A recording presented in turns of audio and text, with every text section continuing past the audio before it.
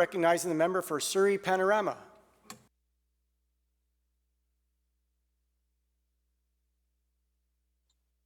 Thank you, Mr. Speaker. Let me start off by acknowledging that I am speaking today from the unceded territory of the the Semi-Amu people, and I raise my hands in gratitude. I also want to wish all my colleagues in the House and everybody working at the legislature on both sides of the House, and everybody else who is watching around the world, because I'm sure there's somebody watching us in some other country as well, and to say Happy International Women's Day. And it is an honor and a privilege to be able to speak in the People's House on this topic today. And let me start by thanking my colleague from Vancouver, Kensington, for bringing this motion forward and giving us an opportunity to highlight the achievements and the challenges that women continue to face. I want to start off by acknowledging a huge mentor in my life, my mother.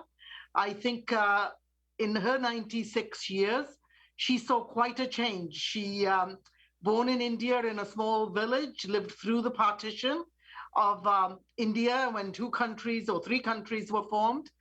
And then as an adult with 4 little kids, all under the age of 9, moving to a new country, a new way of living, new food, new language, and the incredible way she raised us. The key thing I want to acknowledge was her love for life and family and instilling in us that we could achieve anything. And I would also like to acknowledge my dad at this stage, because he supported me in my wildest of things. If I wanted to take judo, even though it wasn't the thing done by girls to take judo back in the mid-60s, he was right there to support me. And when I wanted to go to university, he was saying, why not? And I went. So besides my parents, I think one thing I've realized over the years, that the people who played a critical role in my life were my teachers. Teachers who instilled in me the fact that I did have the capabilities and that there were no doors that I could not walk through. And if I didn't like them, I could close that door and go and walk through another door. So to Mrs. Rowe and Lady Ponsonby Duck, a huge thank you. You made a little girl who didn't speak a word of English and cried a lot of the time. You made her feel included and gave her the support she needed back in 1962. Now I want to thank all the amazing women, both in Canada and around the world, who have gone before us, who have fought so that we could have the privilege that we have today and some of the gains that have been made for women. When I was a member of Parliament and I had the privilege to serve in the House of Commons, one of my favorite spots to visit was the Famous Five. And I did a lot of reading around the Famous Five, being a history teacher. You know, I was really interested. And because they were women, I was interested as well. And I kept thinking how far we have come, and yet how far we still have to go. And I'm always reminded that there was a time right here in Canada when women were thrown out of the House of Commons, the People's House, pulled by their hair because they dared to ask for the right to vote and to have a say.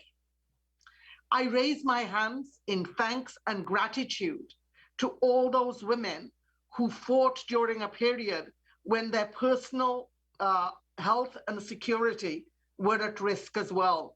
And they were the warriors who have created and carved out this place for us. And now as I look at the women in the House right here in BC on both sides, we have a huge responsibility to make sure that we look at the glass ceiling that still exists. We look at the gender-based violence that exists. We look at equity issues. We look at the need for more concerted childcare. We need the need to have more targeting resources to make sure that our girls and young women can fulfill and live their dreams.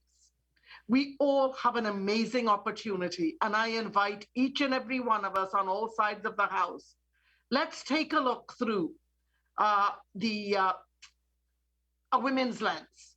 And let's see what we need to focus on, and let's move forward, because I'm a mother, a grandmother, and a great-grandmother coming from a first 5 generations of firstborn women.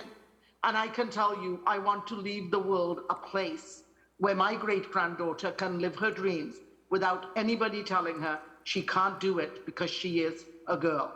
Thank you.